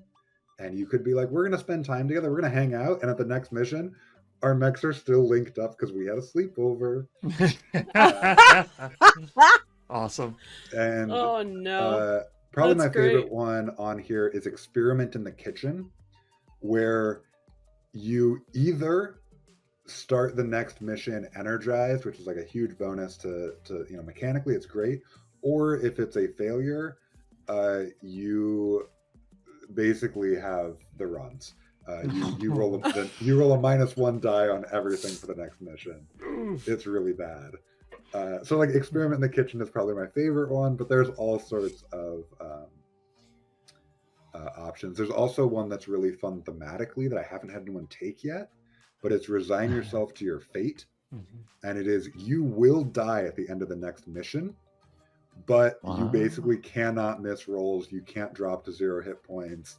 Your mech cannot be stopped. Like, you are going out with a bang on your own turn. Nice. Like, here we go, Nice. boys. So Going we have all down these in a different blaze things of you can do. glory. Exactly. And then Wow. the final thing I want to talk about in downtime is we can establish relationships. I mentioned that you can be roommates. Roommates lets you borrow each other's items, even if you're not linked up. And items, I didn't talk about items in this playtest, but items are just really cool stuff that you can do that does not take an action to use. So it can be a med pick or a grenade, med pack or a grenade, or a portal gun, or a giant reflective mirror that shines the next attack back at them. Ha. It doesn't take an action to use. You can just keep using these items. And unlike a lot of RPGs, it's not like you have to decide, oh, what's my best time to use my jetpack because I use it and it goes away. If you have 2 jetpacks, you get 2 jetpacks every mission. So you can just keep using them all the time. Spam them. Another relationship we established in our previous book in the expansion, Cyberrats Rise of the Briny Bastards, is Crush, where you can decide with consent. You can say, hey, Mike, would it be all right if my character had a crush on yours? And if you said that was okay, I would write your name on my character sheet with little hearts around it. And at any point in the mission, Nice. I can jump in and throw myself in front of an attack that you would take. But then I have to confess my feelings to you afterward. Oh my Nice. No. And if I don't confess my feelings, our relationship becomes weird. And that means everyone on the mission is rolling fewer dice. Awkward. It's just tense, and they're fighting, and it's That's just, funny. That's great. That's So- great. And then like I mentioned, base building. We have all sorts of rooms you can build, and they unlock different benefits either for your mechs or just for the crew in general. There's the M shop, which just gives another capstone ability to every mech, similar to the tug, where it's just another passive thing that you can do. But again, it adds that more complexity. So we gated it away and said, buy it when you're ready. When you figured out what you start with, here's that next step you can do. Or if you say, I don't want to engage with this mechanic, you don't have to.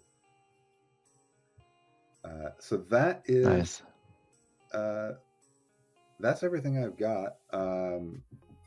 Happy to answer any other questions anyone has, but otherwise, thank you all so much for playing. This is awesome. Yeah, this Uh, is great. Yeah. Like, and to be clear, I think it's fun and cool on its own, but the different abilities, the way the mechs work, the way you've described them, opens up so many role-playing opportunities, right? It makes it easy to just slide into character and do the thing, and I find that truly enjoyable. As soon as I read the descriptions of the 3 mechs, I'm like, these are all cool, but I want to be a Beatbox. That's amazing. I'm glad you liked them. I'll let you know the other mechs we have. We have the Dynamo, who just generates Nice. diesel for other people. Yeah. A Germinator, Sorry. which is just repurposed farm equipment. The Germinator Nice. goes hand in hand with the Predator, and the Predator is just basically a tow truck. It just has cables and it's always pulling people in and immobilizing them. I mentioned the Hot Box, which is our most complex. The Juggler is the clown, that tank. And then we have the Spider is a support mech that is really good at linking up with other people, and like is just more powerful the more people it's linked up to. And finally, we have the Leftovers, which is the Leftovers is a meat mech that is made out of the remains of previously deceased interns. Yeah, it's really distressing. It's a horror mech, and it's the easiest to use if you're doing a hybrid game with Cyberrats core, because you can use your career powers inside the mech, whereas normally your biotech powers you have to dismount to use, but this one lets you just like use those telekinetic powers. Oh, I just poured water everywhere. No. Don't do that. Come back. Disaster. Dang it. Please. That don't. does sound distressing. Yeah. And I think that the Leftovers, I don't want to give credit where it's not due, but he earns a lot of credit, and I think that the Leftovers was the brainchild of our illustrator, Boog, who is fantastic and has contributed more to this game than I can possibly enumerate. And I think that the Leftovers was his. This guy should increase the size of these so basically people at home can see the full extent of these awesome mech designs here.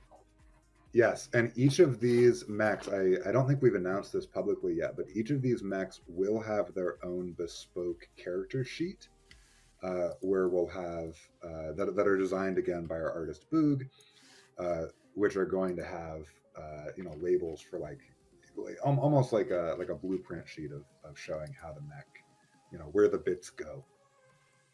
Awesome. But yeah, keep your eyes peeled. We will be revealing more mech art as it comes in.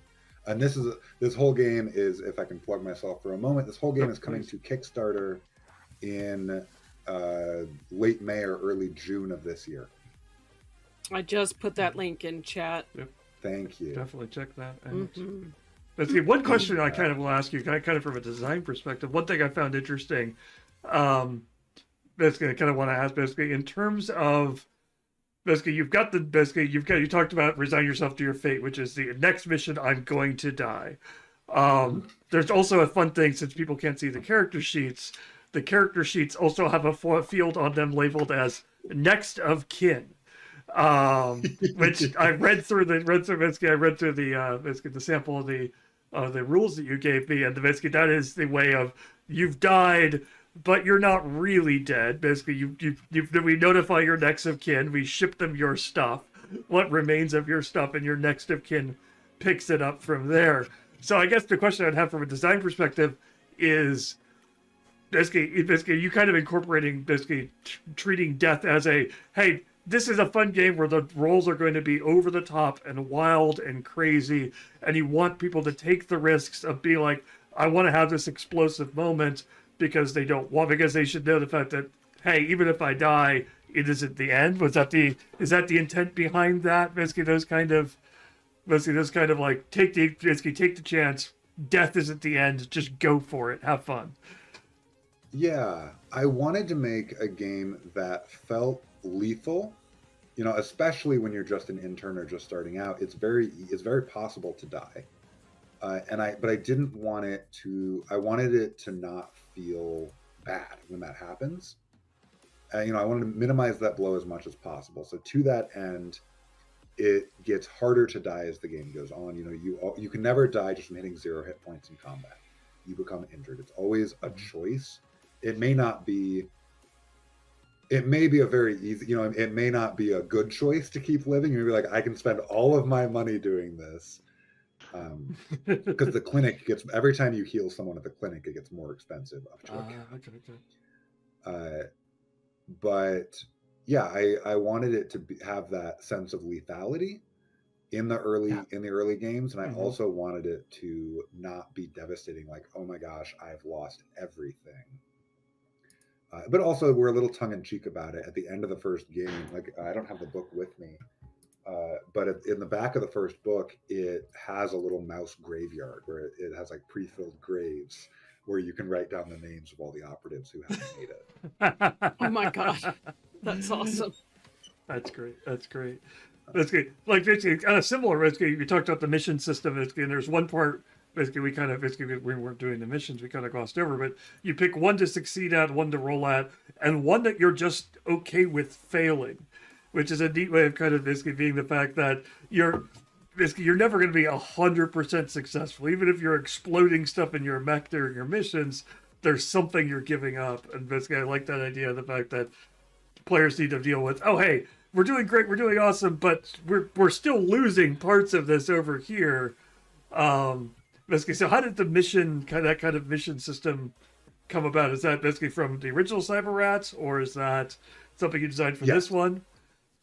So that is from the original Cyberrats. However, I stole that mechanic from Band of Blades, which is a brilliant Forged in the Dark game about managing an army in the wake of a zombie war. But the reason I did that, the reason I love that mechanic so much is that is me taking the XCOM roots of Cyberrats and bringing them out. So XCOM, if you haven't played those games, they're tactical strategy games where there's, just like Cyberrats, there's two phases. Phase one is you are doing these tactical missions on a grid, and it's very lethal. And phase 2 is you're at home building up a base and deciding which country can I afford to piss off. Like Brazil and Mexico are both being invaded. Brazil says that if I don't help them, they're not going to give me any more money. Mexico says that if I do help them, they'll give me a shiny new gun. I really want that shiny gun, but I need the money from Brazil. And so it's this forcing function of being like, folks, we really can't ignore the swarm. Like if we don't fight them, if we lose that mission, we lose the game. So we either need to pay them down and not pay attention to it, or we have to win this mission. And I like that it has that forcing function, and I like that it gives the players a choice of, I mean, even at the start of this, I said, which of these missions do you want to do? And I didn't have 3 planned because it makes it easy for the GM to give 3 choices without having to do a ton of prep. That the prep that I didn't do wasn't wasted because I didn't do any prep. All I had to come up with was a location and a couple tags. I guess that would be my next question to you. Basically, we've seen a lot of the player side of things with this. Basically, Lorelink is obviously supposed to be specialized in helping GMs with the software and things like that. What does Cyberrats look like from the GM side of things? What load does a GM take on? Basically, what does running a game of Cyberrats look like from behind the screen? Yeah. So I shared with all the players, I shared cheat sheets. I have 2 or 3 more cheat sheets for myself. Things like the drop tables that I have to roll every round. Things like what does the enemy phase actually look like? Things like how do we resolve the secondary mission? How do we build that dice pool? So we do have a strong cycle, and we have these cheat sheets that are basically flows you can follow. Yeah, using an armament, which is on screen right now, is by far the most complex cheat sheet. Because that is just the most complex mechanic we have. But want to hook up, you're making a super mech, and these are not the final cheat sheets that'll be in the game, or we have a layout person who will take another stab at them. But these are the ones I use for demos. What work does the GM have to do? The GM has to keep track of the state of the campaign, and we have a campaign tracker in Roll20 that I use here that also generates the drops for me.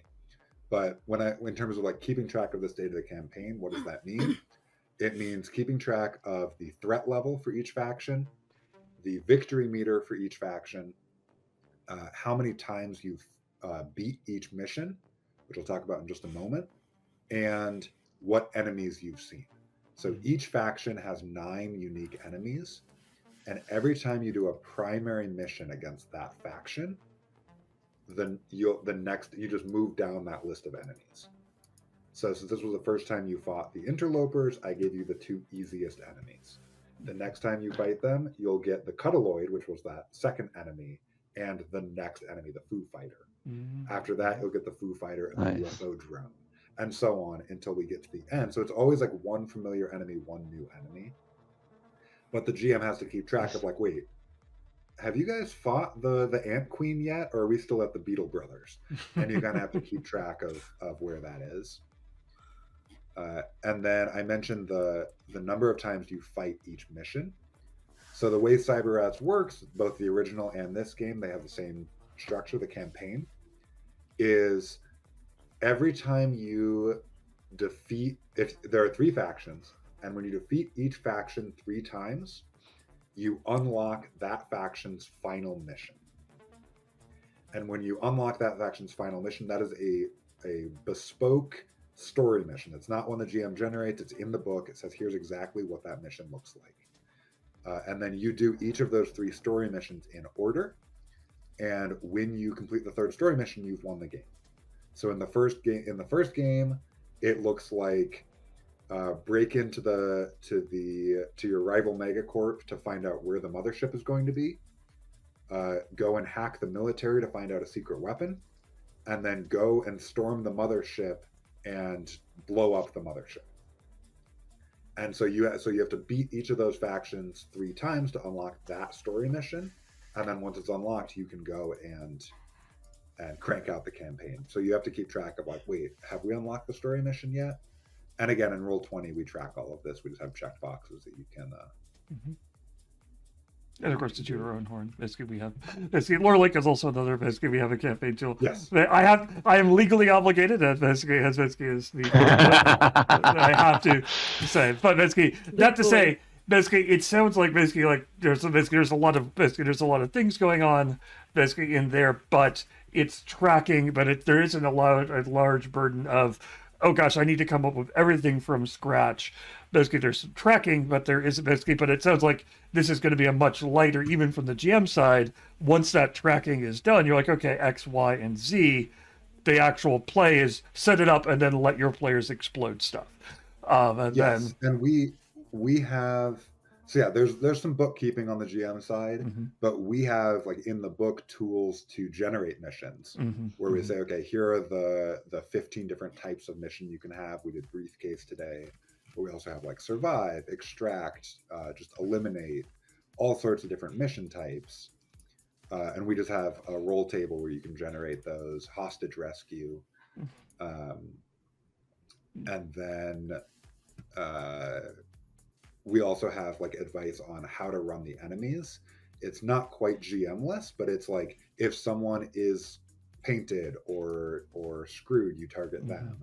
If someone is taunted, then you have to attack them, and so on. And there's basically like a little flow chart that we have where it's like, if you can complete the mission objective, do it. If you can't, attack the taunted person, then the screwed, then the painted, and then whoever is weakest that hasn't been injured yet. And it's like, if someone has already been injured, ignore them because you can only get injured once. You know, I can't bring you down more than that. Yeah, it's always great to see when you're like, basically like, not only does the book have basically player instructions, things like that, it has, hey, you're a GM, basically, obviously you can do whatever you want, but here's the starting point. Here's some ideas. Here's how to get you off the ground.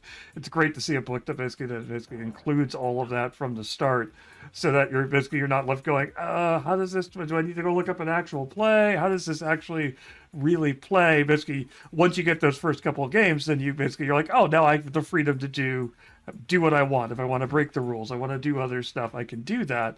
But I've got that base for me in the book, which sounds great. Yeah.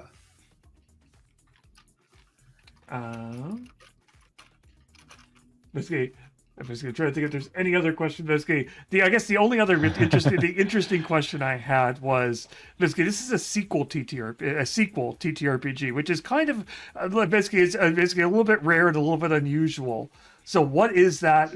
Basically, what was the design process for like, hey, I want to make a sequel to this game, not just a new edition of it.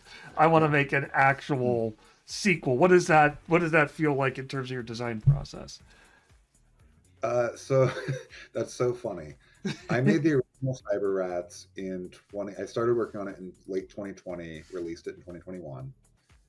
And a couple years later, I think 2023, we released an expansion, a nautical expansion, undersea expansion called Cyberrats Rise of the Briny Bastards, which was an undersea expansion where you have a submarine, you have lieutenants, and that was very much inspired by, again, XCOM 2 War of the Chosen. There were just a few things that didn't make it into the first game that people kept asking about. People kept saying, I want to do a heist as my rats. And I was like, if you want to do a heist, go play Blades in the Dark. And they're like, no, I want to do a Cyberrats. So we added new heist rules. I was never happy with the stealth rules in the base game, so we went and overhauled those. Relationships, everyone was like, I want my rat to smooch. And I was like, you can just do that. I'm like, no, I want rules for it. All right. So I want my rat to what? Smooch. Oh, I want kissing rats because of course. I got it. Yep. Yeah. But like, and I was playing in actual plays at the time where it made sense to have like a confidant relationship. But basically the expansion largely came out of the community where people were saying, here are the things you missed. I want this. And then when I was working on that, there's a wonderful community member named Mari who lives in my Discord. I assume she lives other places as well, but I encountered little people inside your mission. And she's fantastic. And she jokingly mentioned, and like as soon as we announced Cyberrats Underwater, she was like, "When are we doing Cyberrats in space?" And I was like, "Oh, ha ha ha!" And then here we are. And But it's like at Mhm. least 80% due to her. Like sometimes I would like have a joke and I'd be like, "Oh man, I forgot this mechanic. I'll put it in the space folder." And eventually the Uh, space folder got big enough that I was like, "What if?" Haha. And what really prompted it is the fuse mechanics. I want to do something with fuse. The biggest problem that I have with Cyberrats core is that you can stack so many tags and upgrades on your weapon that it becomes a hassle at the table. Where you're like, okay, my gun has knockback, spread, jolting, and sticky. Give me a minute to resolve all that. And I wanted to do something where it sort of naturally, the complexity is naturally capped. And I started writing a Cyberrats by Gaslamp game, like a steampunk style thing of like, yeah, you can add as many tags as you want, but you will blow a fuse. And for reasons I won't get into, that game fell apart. But I also started finding, like, I started wanting to do a mech game at the same time. And I said, you know, I already have this great framework of Cyberrats, and I already have this fuse mechanic that I love. What if I put, you know, your chocolate in my peanut butter? And That makes sense. And so, and I said, so the cool thing that I like about Cyberrats in space is it's fully backwards compatible with Cyberrats. Where if you choose to eject from your mech, or if you encounter one of the many enemies that will pull you out of your cockpit and throw you across the battlefield, you are now helpless, but you're now playing the previous game. You are now, you know, you can still pull out your big gun that has 10 attachments on it. You can still use your powers. And it's just like this system that works both in and out of the cockpit, where it's that, you know, the enemies are still balanced where you're not going to be completely helpful. Like if all you have is the starting gun, then yeah, you're going to have a bad time with your 3 pilot hit points. But if you have a career from that base game, you know, the more you dig into that base game, the more equipped you are to dismount by choice. That's great. I like this guy. I like that. I- This guy. so- Go ahead.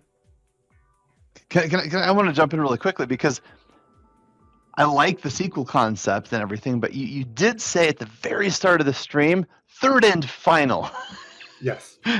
Does that mean you just kind of you're done with this and want to move on to something else, or you just feel like this is telling the whole story?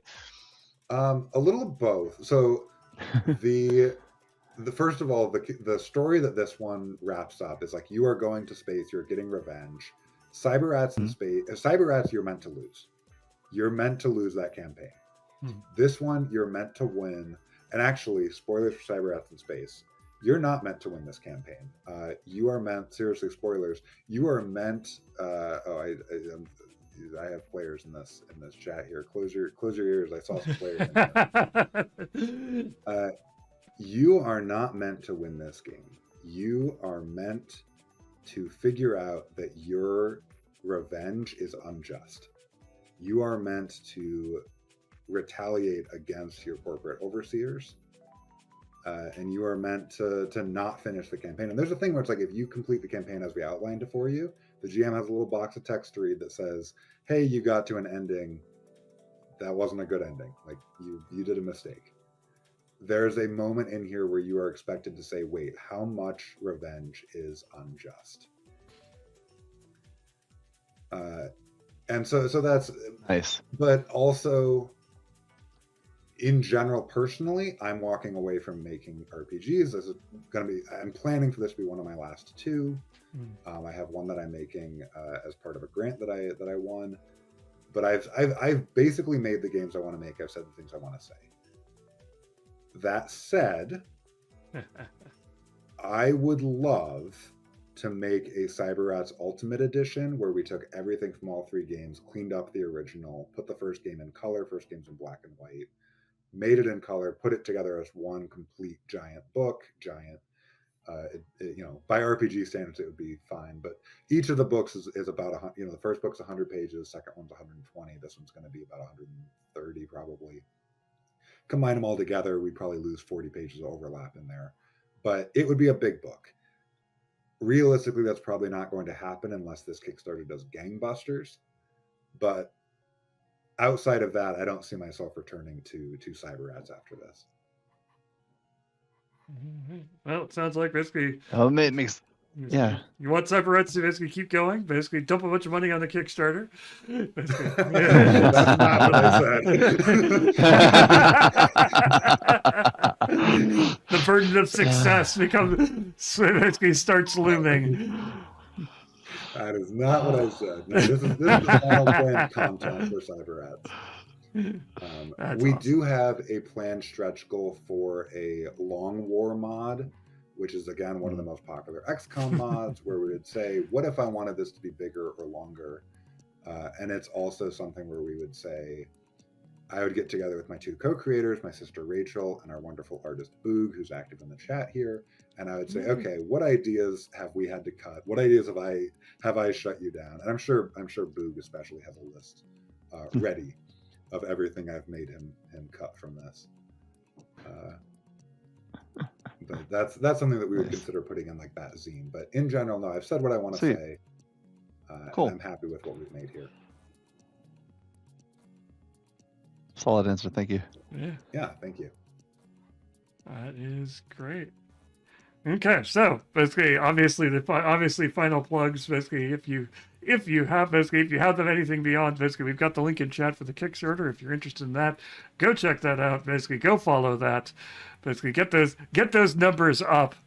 Basically, get the follow numbers up, and you can also check out his other links right there at that link that just popped up in chat. Thank you. Yes, and if I can plug one more mechanic on the game, please do. There is, so I mentioned earlier that I will be presenting, the manager will present the players with 3 missions. 1 to succeed at, 1 to roll as a secondary mission, and 1 to fail. There are also side hustles, which are optional missions that come up that you can choose to do as a primary mission instead. There's no penalty for ignoring them, but they come with great rewards. The penalty is that you have to, if you take one, you have to fail an additional mission. So you have to be in a good place to do them. But they are just a lot of fun. It's just me and my co-creators taking our gloves off and saying, what would be cool as hell here? And so one of my favorite ones is called Escape the Mothership. And it is, we're starting in Media Res where the first game ends. Like the first game is like, we blow up a mothership and leave. This is like, yeah, we've already done that. We skipped that part. It's old hat. You've placed a bomb on a mothership. We start a song. We start a specific song by LCD Sound System. And when the song ends, if you have not escaped, you die. And so this is in real time, everyone is like, don't worry about it, like just take your turn and go, don't worry about anything else, just run, done, as fast as you can. And we have other missions that have similar, there's a masquerade party where you're infiltrating a masquerade ball to steal a mech from the host. We have all of these side hustles do a different thing. We have one called Cat and Mouse, where you are fighting runaway excavation equipment on an asteroid. We have all sorts of missions here that each just play with a different fun mechanic and give you like big, fun, unique rewards that you can't get anywhere else. And every time with one of my home games, every time these come up, the players are always like, can we afford to do this? Because I really want to do this. And so I'm really happy with how each of those came out. They're all once per campaign missions outside of the scope of, you might do 5 survival missions or 2 extraction missions over a campaign. But each of these comes up just once. And so I just love those. That sounds great. I love the idea of just, we have our normal set missions, and here's where we get weird. Here's where we get fun and bizarre, and basically just throwing crazy ideas at it. I love those. That sounds great. I look forward to seeing those. Yeah, huge fan of those, and I'll definitely be sharing some of those as promo as well as on the Kickstarter page as we get closer to that. Awesome. All right. Any other plugs, basically? Anybody else have anything else going on? If not, I will give our final spiel here. that we are LoreLink, a campaign management tool for helping GMs, DMs, managers in this case, basically manage their campaigns. Basically be able to track all your your levers, you basically all your levels, your meters, basically things like that. Basically all the quests and other things you have for your players, be able to track them and easily manage them in game. Basically quickly without having to disrupt your game that much, so you could just keep going and doing the thing you enjoy, such as blowing up scientists in an IKEA. Because hey, who doesn't want to do more of that and less bookkeeping? That's what we're trying to do with LoreLink, is make that easier so you can get back to your game and keep playing and keep having the fun. So you can check that out. That link that just popped up there, you can basically sign up for your account there, and basically you can check it out. If you're interested in more of our streams, basically we obviously have lots of cool streams coming on. We have cool guests like this one. Just next week, I believe we have, is next week 20 or is next week Storybake? I just realized I forgot. I have a schedule and I haven't read it, and I believe it is Storybake. Thank you. Basically Storybake, which is another basically interesting cookie one that will be basically which is a European guest, a French guest, I believe. We'll be talking about Storybake, and we'll have is that not one? That one, not that one. It's just cooking. No. Okay. You're confusing two completely different things. This is just baking and RPGs. Baking and RPGs is Storybake. That's basically, the French one is a different one. That's later. We'll talk about that one more later. And then basically after that, we have some great video game streams, and then more in cool creative creators. So obviously, if you want to know more about that, following our channel, we'll basically give you notifications about that and tell you all the cool things that we're up to. Subscribing to the channel is always just a nice thank you. It is never required. If you have Amazon Prime Gaming, obviously you get that one free one, and basically you can take money out of Jeff Bezos's pockets and give it to us, and we have a yacht free guarantee. We will never spend any money you give us for a subscription, from an Amazon Prime subscription, on a yacht. Oh, and thank you for basically, I see that subscription come in. Thank you very much. Basically, how do you pronounce your username? I pronounce it Alatanander, but it's a Roman numeral joke. Oh. Of course it is. Yep. Got it. Took me a second, and I'm like, oh, right. Well done, sir. Well done.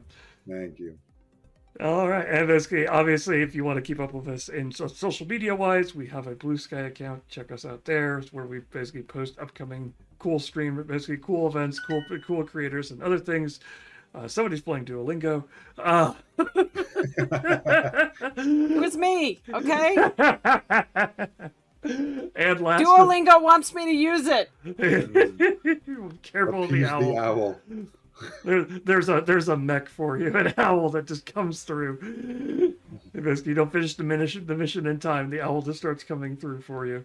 And last but not least, of course, if you want to get updates that you don't want to deal with, basically we deal with social media, which is completely understandable. We do have a newsletter. It comes once a month, delivered to your inbox, written by me when Tony kicks me and reminds me that I need to write newsletters. So we get one a month, because more than that, and Tony doesn't like poking me that much. We also have a new blog which has started as well. You can check that out. You can check those out. We've had some cool comments from our indie creators.